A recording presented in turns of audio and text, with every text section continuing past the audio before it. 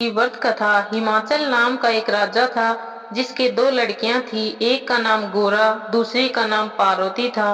एक दिन हिमाचल ने उन दोनों लड़कियों को अपने पास बुलाया और कहा, तुम दोनों किसके भाग्य से खाती हो? इस पर पार्वती ने कहा, मैं तो अपने ही भाग्य का खाती हूँ। यह सुनकर राजा ने अपना पुरोहित बुलाया और कहा कि पार्वती के लिए कोई भिखारी के रूप में वर ढूंढ कर लाओ और गोरा के लिए राजकुमार की तलाश करो। पुरोहित राजा की आज्ञा अनुसार वर की तलाश करने के लिए घर से निकल पड़ा। एक दिन पुरोहित जी एक रास्ते से जा रहे थे कि रास्ते में शिव जी भिखारी का रूप धारण करके बैठे थे। पुरोहित ने पार्वती का विवाह उस भिखारी के साथ ही तय कर दिया और बहुत ही सुंदर राजकुमार से गोरा का विवाह तय कर दिया। थोड़े ही दिनों के बाद जब गोरा की बारात आई तो राजा ने उसका खूब सम्मान किया और साथ में बहुत सा दहेज भी दिया। लेकिन जब पार्वती की बारात आई तो राजा ने कुछ भी सत्कार नहीं किया, केवल कन्यादान देकर पार्वती को विदा कर दिया। शिवजी पार्वती को लेकर कैलाश पर्वत पर आ गए। पीछे पीछे जब पार्वती चलती जाती तो जहाँ कदम रखती वहाँ की घास जल जाती। यह देखकर शिवजी ने पंडितों को बुलाया और इसका कारण पूछा। तब पंडितों ने सोच विचार कर बताया कि पार्वती जी और इनकी भाभियों ने आशा भगवती का व्रत किया था। इनकी भाभियों ने तो अपने अपने पीहर जाकर उजमन व्रत किया, किंतु पार्वती ने उजमन नहीं किया। यदि पार्वती जी भी अपनी माँ के घर जाकर व्रत और उजमन करे तो सब दोष दूर हो जाएंगे।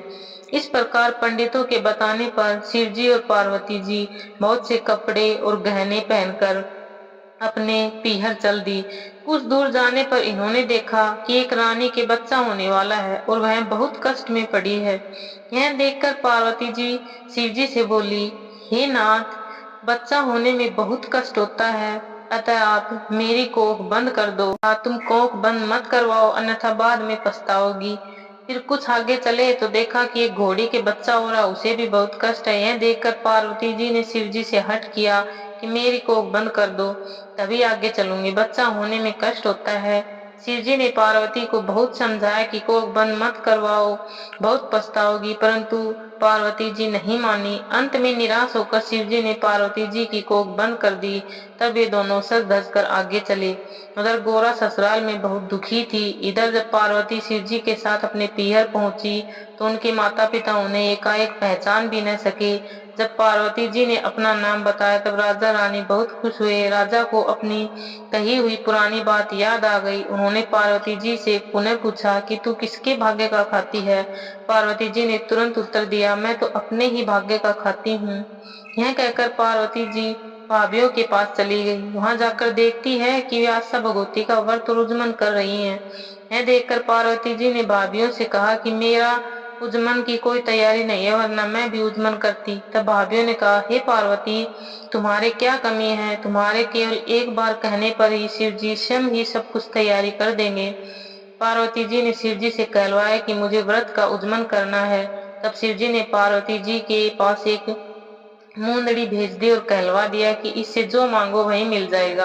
पार्वती जी ने उस मुंदड़ी से उजमन के सभी सामान मांगे। मुंदड़ी ने तुरंत सभी सामान नौ सुहाग की पिटारी सहित ला दिए।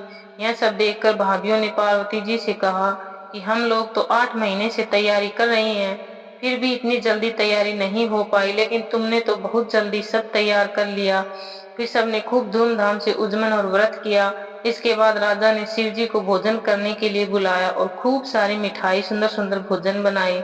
यह देखकर सब स्त्री पुरुष कहने लगे कि पार्वती को भिखारी को दिया था, किंतु वह तो अपने ही भाग्य का खाती है, अपने ही भाग्य से वह आज राज कर रही है। जब शिवजी ने भोजन करना शुरू किया तो उन्होंने इतना खाया कि पूरी रसोई में सिर्फ पतली सब्जी को छोड़कर कुछ भी न बचा। पार्वती जी वही सब्जी खाकर पानी पीकर शिव जी के साथ घर के लिए चल दी। रास्ते में धूप के कारण वे दोनों एक पेड़ के नीचे बैठ गए। तब शिवजी ने पार्वती से हंसकर पूछा कि तुमने क्या खाया? पार्वती जी बोली, जो आपने खाया वही मैंने खाया। शिव जी यह बात जानते ही थे कि पार्वती जी ने केवल सब्जी खाई है। इस पर शिव जी को हंसी आ गई और बोले कि तुम तो सिर्फ सब्जी खाकर आई हो। पार्वती जी ने कहा कि हे महाराज, आपने सब बात खोल दी है, अब आगे कोई बात मत खोलना। मैंने हमेशा ससुराल की इज्जत पीहर में रखी और पीहर की इज्जत ससुराल में रखी। थोड़ी ही देर बाद उठकर आगे चले तो सूखी घास पर पार्वती के पैर पड़ते ही वह हरी हो गई। जब और आगे बढ़े तो देखा कि एक घोड़ी के पास उसका बच्चा खेल रहा है। यह देखकर पार्वती जी बोली, महाराज मेरी भी कोख खोल दो। तब शिव जी ने कहा, मैंने तो पहले ही बहुत मना किया था कि कोख बंद मत करवाओ, अब कैसे खोले। जब ये दोनों और आगे बढ़े तो देखा कि रानी यमुना पूजन के लिए जा रही है। यह देखकर पार्वती जी ने पूछा, महाराज यह कौन है? शिव जी ने कहा, यह वही रानी है जो कष्ट में पड़ी थी, इसके लड़का हुआ है। तब तो पार्वती शिव जी से हठ पकड़ गई कि मेरी भी कोख खोलो। पार्वती जी की हठ देख कर शिव जी ने मैल से गणेश जी बनाए। सब नेकचार करके पार्वती जी से यमुना पूजन कराया। तत्पश्चात पार्वती जी बोली, मैं तो सुहाग बांटूंगी। यह बात सब जगह फैल गई कि पार्वती जी सुहाग बांटेगी, जिसको लेना हो तो ले जाओ। यह सुन साधारण से मनुष्य तो दौड़ दौड़ कर सुहाग ले आए। ब्रह्माणी और वृक्ष स्त्रियां सुहाग लेने देर से पहुंची। तब तो शिव जी पार्वती जी से बोले, इनको भी सुहाग दो। तब पार्वती जी बोली, मैं तो सब सुहाग बांट चुकी हूँ। इस पर शिव जी ने कहा, इनको तो सुहाग देना ही होगा। तब उन स्त्रियों को भी पार्वती जी ने थोड़ा थोड़ा सुहाग दे दिया। इस प्रकार किसी को सुहाग के लिए निराश न होना पड़ा। इसलिए हे पार्वती जी, जैसे आपने उन सबको सुहाग दिया, उसी तरह हमें भी सुहाग दीजिए। ईश्वर तुलसीमन की कुंवारी लड़कियों को करना आवश्यक है।